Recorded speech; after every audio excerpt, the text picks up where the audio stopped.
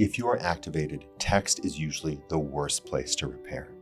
Text removes tone, text removes facial expression, text removes breath, warmth, timing, and nervous system contact. When two people, activated people, try to repair by text, they often end up prosecuting each other through a tiny glowing rectangle of doom. And suddenly, the thread becomes a courtroom. There are receipts, paragraphs, screenshots, tone arguments, a full legal drama with much worse lighting. Use text for scheduling repair, not doing repair. Try this instead.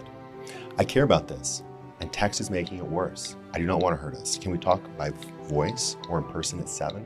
That sentence does not avoid the issue. It protects the repair. And when you pause, regulate. Do not ruminate. Walk, breathe, drink water, step outside. Use cold water on your face. Put a hand on your heart. Ask yourself this: what am I actually feeling? What do I actually want in this moment? What do I need to own in the dynamic? What would protect the bond right now? Do not build your legal case during this pause. That is not clarity. That is not compassion. That is threat mode wearing a judge costume.